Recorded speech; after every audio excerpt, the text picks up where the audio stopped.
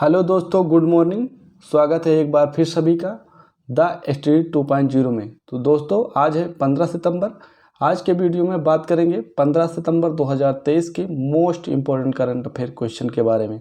तो दोस्तों, अभी तक आपने मेरा चैनल को सब्सक्राइब नहीं किया है तो चैनल को सब्सक्राइब करके बेल आइकन को प्रेस कर लीजिए ताकि हर वीडियो का नोटिफिकेशन आपको मिलता रहे। तो दोस्तों, चलते हैं आज के पहले क्वेश्चन पर।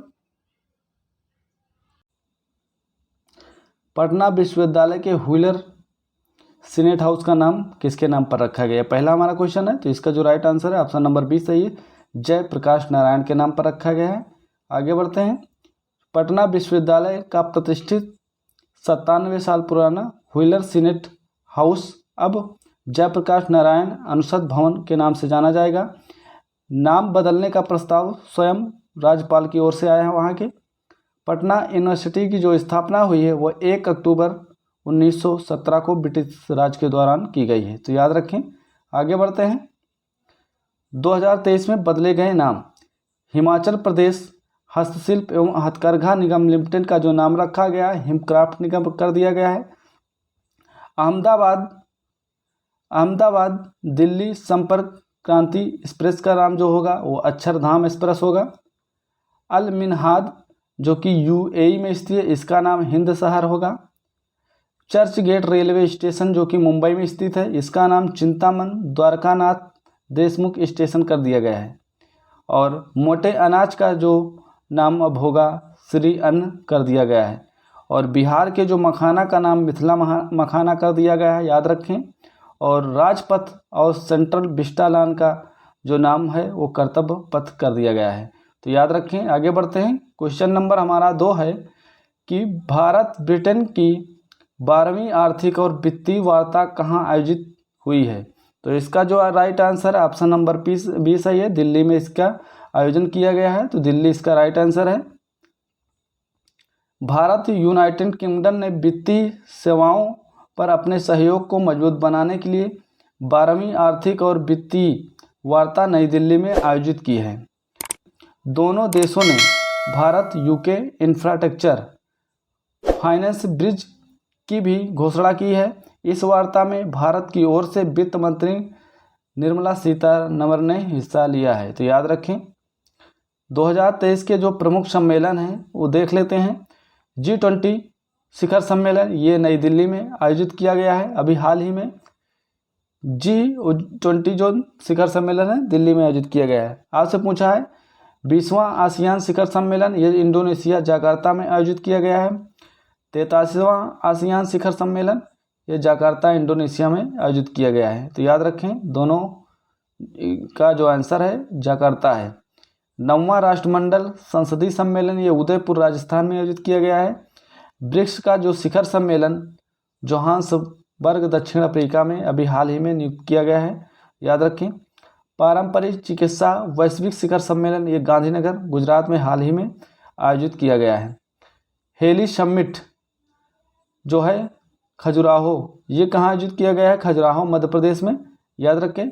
इंडिया मोबाइल कांग्रेस 2023 का जो आयोजन है वो प्रगति मैदान दिल्ली में इसका आयोजन किया गया है, तो याद रखें। आगे बढ़ते हैं। अगला क्वेश्चन नंबर हमारा 3 है। ADR की रिपोर्ट के अनुसार सबसे अधिक किस राज्य के संसदों पर आपराधिक मामले दर्ज किए गए हैं? तो है केरल। इसका जो राइट आंसर है ऑप्शन नंबर ए सही है, केरल राज्य में। केरल राज्य में सर्वाधिक सांसदों पर आपराधिक मामले दर्ज किए गए हैं, तो याद रखें इसका राइट आंसर केरल है। ADR की रिपोर्ट के अनुसार संसद के 763 सदस्यों में 306 ने अपने खिलाफ आपराधिक मामले की घोषणा की है, याद रखें। लगभग 194 सांसदों ने गंभीर आपराधिक मामले घोषित किए गए हैं, जिनमें से हत्या है, हत्या का प्रयास है, अपहरण है, महिलाओं के खिलाफ अपराध आदि से संबंधित मामले शामिल हैं। केरल के 29 सांसदों में से 23 सांसदों के खिलाफ क्रिमिनल केस दर्ज किए गए हैं, तो याद रखें केरल में। आपसे पूछे बिहार में जो 56 सांसदों में 41 आपराधिक मामले दर्ज किए गए हैं, 41। दिल्ली के 10 सांसदों में से 5 के आपराधिक मामले दर्ज किए गए हैं। और वहीं पर महाराष्ट्र के 65 सांसदों में से 37 आपराधिक मामले दर्ज किए गए हैं। और तेलंगाना की बात करें तो तेलंगाना में 24 सांसदों में से 13 आपराधिक मामले दर्ज किए गए हैं, और वहीं लक्षद्वीप में एक सांसद हैं, उस पर भी आपराधिक मामला दर्ज किया गया है। तो याद रखें सभी को। क्वेश्चन नंबर हमारा 4 है कि अहमदाबाद में किस देश से आए 108 प्रवासियों को नागरिकता प्रदान की जाएगी? तो उसका जो राइट आंसर है ऑप्शन नंबर सी सही है, पाकिस्तान। पाकिस्तान में आए, पाकिस्तान से जो आए हैं अहमदाबाद में, उन्हें 108 जो आए थे हैं पाकिस्तान से प्रवासी, उनको नागरिकता प्रदान की जाएगी। तो याद रखें, अहमदाबाद में जो मंत्री हर्ष सांघी ने पाकिस्तान से आए 108 प्रवासियों को नागरिकता प्रदान करेंगे। अफगानिस्तान, बांग्लादेश और पाकिस्तान के अल्पसंख्यक समुदाय को भारतीय नागरिकता देने का अधिकार 2016 और 2018 में जारी राजपत्र अधिसूचनाओं से प्राप्त हुआ है। अगला हमारा क्वेश्चन है 5। हाल ही में पारंपरिक चिकित्सा पर गुजरात घोषणा पत्र किसने जारी किया है? तो ये जो घोषणा पत्र जारी किया है ऑप्शन नंबर ए सही है, किरण जॉर्ज ने इसे जारी किया है। तो याद रखें, किरण जॉर्ज इसका राइट आंसर है। भारतीय बैडमिंटन खिलाड़ी किरण जॉर्ज ने इंडोनेशिया मास्टर 2023 में पुरुष एकल का खिताब जीत लिया है, और बैडमिंटन रैंकिंग में 50वें स्थान पर काबिज किरण जॉर्ज ने जापान के कु ताकाहाशी को हराया है। याद रखें, ताकाहाशी हैं जापान के, उनको हराकर ये खिताब जीत लिया है। किरण जॉर्ज ने पिछले साल ओडिशा ओपन का भी खिताब जीता है, और किरण जॉर्ज ने अपना पहला सुपर 100 का खिताब 2022 ओडिशा ओपन में जीता है। तो याद रखें, ओडिशा ओपन में। तो अगला क्वेश्चन नंबर हमारा 6 है। याद रखें, क्वेश्चन नंबर हमारा 6 है। हाल ही में किसने नई दिल्ली में किसानों के अधिकारों पर पहली वैश्विक संगोष्ठी का उद्घाटन किया है? तो इसका जो राइट आंसर है ऑप्शन नंबर बी सही है, द्रौपदी मुर्मू ने इसका उद्घाटन किया है। तो ऑप्शन नंबर बी सही है, द्रौपदी मुर्मू ने किसानों के अधिकारों पर पहली संगोष्ठी का उद्घाटन किया है, पूसा नई दिल्ली में। याद रखें, इस अवसर पर विभिन्न श्रेणियों में 26 पादप जीनोम संरक्षण पुरस्कार किसानों व संगठनों को प्रदान किए जाएंगे। इस मौके पर राष्ट्रपति ने प्लांट अथॉरिटी भवन का उद्घाटन किया व पौधों जो हैं उनके किस्मों के पंजीकरण के लिए ऑनलाइन पोर्टल भी लॉन्च किया है। तो याद रखें, कब कब चर्चा में रही राष्ट्रपति? याद रखें, भोपाल में उन्मेषा और उत्कर्ष उत्सवों का उद्घाटन किया है, और सूरी नाम के सर्वोच्च नागरिक सम्मान grand order of the chain of yellow star से भी सम्मानित की गई हैं। कस्तूरी रे ने लिखी पुस्तक Draupadi Murmu from tribal hinterland to Raisina hills. और अगला हमारा पॉइंट यह है कि भरोसा मोबाइल ऐप महिलाओं तथा बुजुर्गों के लिए लॉन्च किया गया है। ये द्रौपदी मुर्मू ने सारे काम किए हैं। अगला क्वेश्चन नंबर 7 है। हाल ही में बास्केटबॉल का फीफा विश्व कप 2023 किसने जीता है? तो इसका जो राइट आंसर है, जर्मनी ने जीता है। याद रखें, जर्मनी ने इसे जीत लिया है। जर्मनी इसका राइट आंसर है। ये देखिए, जर्मनी ने इसका जीता है इसको। जर्मनी ने पहली बार बास्केटबॉल फीफा विश्व कप 2023 जीता है। जर्मनी ने फाइनल मैच में सर्बिया को 83-77 से हराया है। कनाडा ने तीसरा स्थान प्राप्त करके कांस्य पदक जीता है। इसमें फीफा वर्ल्ड कप 2023 के बारे में जान लेते हैं। ये 19वां संस्करण है। इसका आयोजन 25 अगस्त से 10 सितंबर के बीच चला है। इसका जो आयोजन है फिलीपींस, जापान और इंडोनेशिया में किया गया है। फीफा इंटरनेशनल बास्केटबॉल फेडरेशन, याद रखें, इसकी स्थापना 1932 में हुई है जिनेवा में, और उसका जो मुख्यालय है वो मीस स्विट्जरलैंड में है। और इसके जो वर्तमान में अध्यक्ष हैं फीफा के, वो अध्यक्ष हैं शेख सऊद अली अल तियानी। तो याद रखें। आगे बढ़ते हैं। अगला हमारा क्वेश्चन नंबर 8 है। हाल ही में किसे नैस्कॉम के उपाध्यक्ष के रूप में नियुक्त किया गया है? तो वो हैं सिंधु गंगाधर को नियुक्त किया गया है। ऑप्शन नंबर बी सही है, सिंधु गंगाधर को नियुक्त किया गया है। याद रखें, सिंधु गंगाधर। कर्नाटक के टेबल टेनिस एसोसिएशन का अध्यक्ष रक्षा रमैया को चुना गया है। नीरज मित्तल ने दूरसंचार विभाग के सचिव के रूप में कार्यभार संभाला है। इसमें श्याम सुंदर गुप्ता ने मध्य रेलवे के प्रधान मुख्य प्रचालन प्रबंधक के रूप में कार्यभार संभाला है। और नैसकॉम ने राजेश नबियार को अपना चेयरमैन नियुक्त किया है। नागरिक उड्डयन सचिव के रूप में बी वल नाम को नियुक्त किया गया है। तो याद रखें। अगला हमारा क्वेश्चन नंबर 9 है, हाल ही में किस राज्य सरकार ने राज्य की पहली सेवा क्षेत्र नीति को मंजूरी दी है? तो इसका जो राइट आंसर है ऑप्शन नंबर बी सही है, उत्तराखंड। उत्तराखंड ने इसे मंजूरी दी है सेवा नीति क्षेत्र को। याद रखें, उत्तराखंड इसका राइट आंसर है। उत्तराखंड में हरेला पर्व मनाया गया है। उत्तराखंड सरकार ने लोकतंत्र सेनानी मानदेव 16,000 से बढ़कर इसमें 20,000 रुपये कर दी गई है।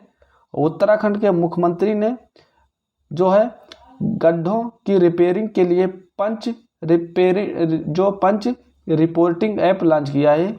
याद रखें, उत्तराखंड के मुख्यमंत्री ने राष्ट्रीय होम्योपैथी सम्मेलन होम्योकॉन 2023 का उद्घाटन किया है। क्वेश्चन नंबर हमारा 10 है, भारतीय वायुसेना को एयरबस के द्वारा कौन सा विमान सौंपा गया है? तो इसका जो राइट आंसर है ऑप्शन नंबर ए सही है। ए सही, C-295 विमान सौंपा है। याद रखें, ये विमान है, यह यूरोपीय company Airbus defence and space ने भारत को पहला C-295 ट्रैक्टिकल मिलिट्री एयरलिफ्ट प्लेन सौंपा है। Air chief marshal BR Chaudhari ने स्पेन के सिवेल शहर से इस प्लेन को प्राप्त किया है। याद रखें। आगे है, इस ट्रांसपोर्ट एयरक्राफ्ट को 15 सितंबर को नई दिल्ली लाया गया। दूसरा एयरक्राफ्ट मई 2024 तक भारत आएगा। और भारत ने सितंबर 2021 में स्पेन की एयरबस के साथ 56 C-295 मिलिट्री एयरक्राफ्ट की खरीद को मंजूरी दी है। 56 एयरक्राफ्ट में से 16 का निर्माण स्पेन में होगा और बाकी जो एयरक्राफ्ट है Tata advance system limited Gujarat के बड़ोदरा में 2024 के मध्य तक किया जाएगा। याद रखें, C-295 विमान बनकर शुरू होगा। ये कब? 2024 के मध्य तक इस जो है बनकर ये रेडी हो जाएगा। पहला स्वदेशी विमान C-295 विमान 2026 में बनकर तैयार होगा। तो याद रखें।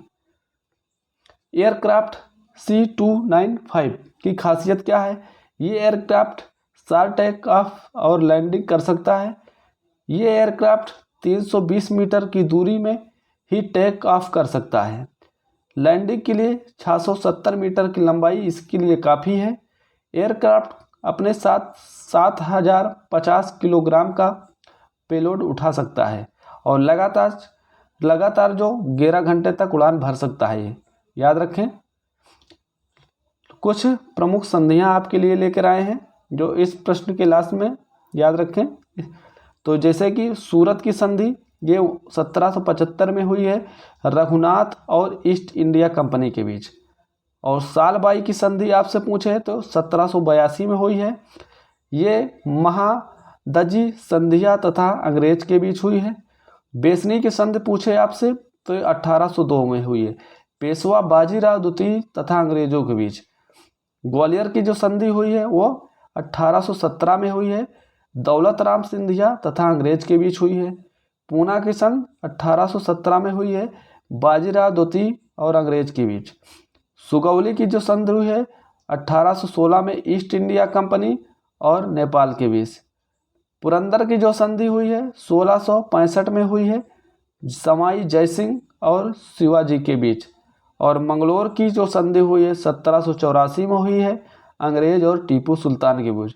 तो ये इम्पोर्टेंट संधियां हैं, कहीं ना कहीं परीक्षा में ज़रूर पूछता है, तो याद रखें दोस्तों। और अभी तक मेरे चैनल को सब्सक्राइब नहीं किए हैं तो चैनल को सब्सक्राइब कर लें, और अभी तक चैनल को लाइक नहीं किए हैं वीडियो को तो लाइक करें, और वीडियो कैसा लगा कमेंट बॉक्स में बताएं। तो मिलते हैं नेक्स्ट वीडियो में। आज के लिए दोस्तों जय हिंद जय भारत।